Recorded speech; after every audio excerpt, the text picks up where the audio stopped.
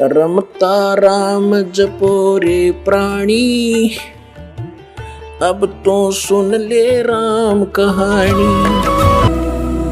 हम विवाह करते हैं बेटे और बेटियों का, कितनी बकवाद कर रखी है, कैर बना रखा है यू हमने अपने आप ही, अपनी बुद्धि से, जीव संज्ञा से।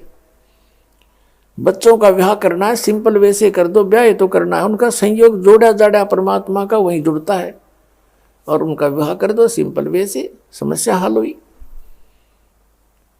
इसी कारण से इन बेटियों को बोझ बना लिया जो गौ जैसा धन होता है।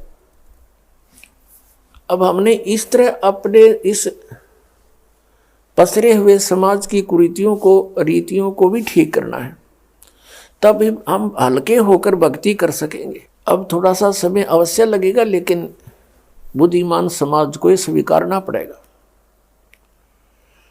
अब जैसे किसी भी कारण से कपड़ों का आदान प्रदान करते हैं, लोग दिखावा है, वो ड्रामा है। किसी के पुत्र प्राप्ति होती है, उसके लिए जुगले ले चलेंगे, माता बहन वीर, बुआ वीर, रिश्तेदार वीर को जान पहचान वाले भी, उसका 50 कपड़े दे रहे हैं और पैर को न 10 साल तीन, फिर वो बड्डा हो जाए, वो व्यर्थ हो जाए। What is use?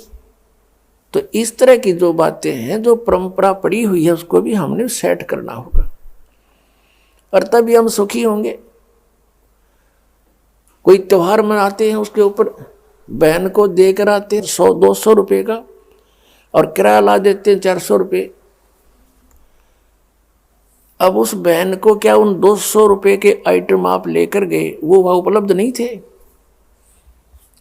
और बहन जब इस मार्ग से परिचित होगी, वो बिल्कुल ग्रहण नहीं करेगी आपसे कुछ भी, क्योंकि वो उसके ऊपर भार बनता चला जाएगा, और फिर एक संस्कार बनता चला जाएगा।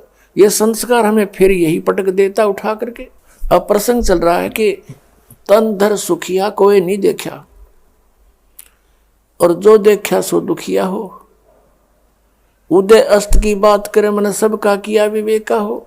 कहते हैं घाटे बाद सब जग दुखिया, क्या गृहस्थी बैरागी हो।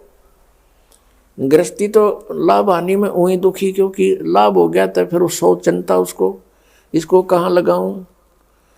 लाभ हो गया जैसे 20,000 रुपये का, और आगे काम करना चाहता है, वो 1 लाख में शुरू होगा।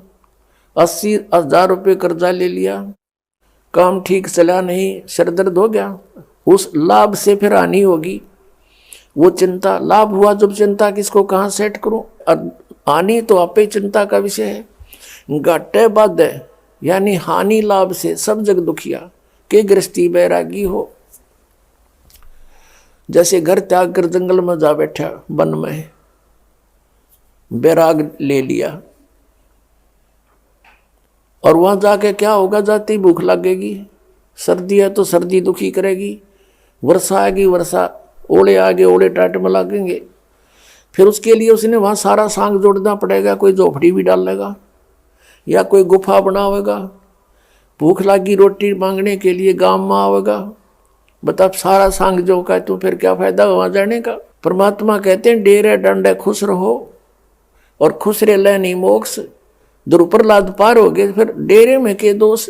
और जो जंगल में चले जाते हैं, वन में, वो केवल मात्र ड्रामा कर रहे हैं, क्योंकि उनकी साधना शास्त्र विरुद्ध है, उनको ज्ञान नहीं। और उनकी देखकर उस ऊट पटांग सी साधना को, रहने के करने को, हम उससे प्रभावित होकर के मान लेते हैं कि तो बड़ा महान आत्मा है।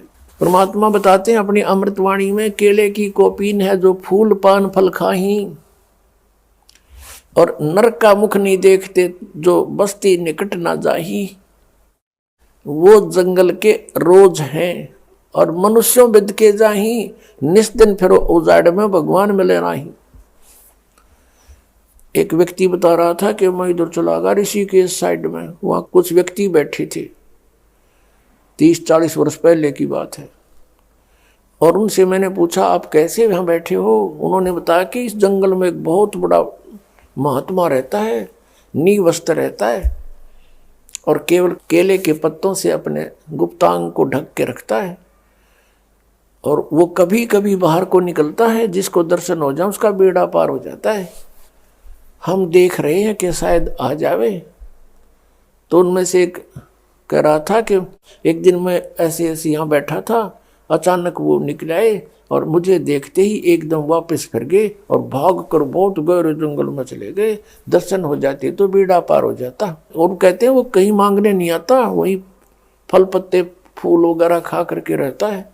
इसके विषय में सूक्ष्म वेद के अंदर परमेश्वर ने कहा, कबीर सच्चिदानंद घन ब्रह्म की वाणी में, कि केले की कोपीन है, यानी लंगोट बना रखा केले के पत्ते का, और फूल पान फल खाही, फूल फल पत्ते खा के गुजारा कर रहे हैं, और नरक का मुख नहीं देखते, वो आदमियों के निकट नहीं आता, नरक का मुख नहीं देखते, और बस्ती निकट न जाही, वो जंगल के रोज हैं, नील गाय जिसको कहते हैं, भटकते फिर धक्के खाते अंडे जंगल में, घास फूस खावे, क्या उनको भगवान मिल जाएगा? वो जंगल के रोज हैं जो मनुष्यों बिद के जाई, आदमियों ने देख के बिद के डरे, लुक जा, छुप जा जंगल में जा करके, वो तो जंगली जानवर हैं, वो महात्मा नहीं है। और निस्तन फिरो उजाड़ मैन्यो परमात्मा पावे नाही, ऐसे बेशक से कहीं भटकते रहो इस जंगल में बियाबान में, ये विधि परमात्मा पाने की नहीं है।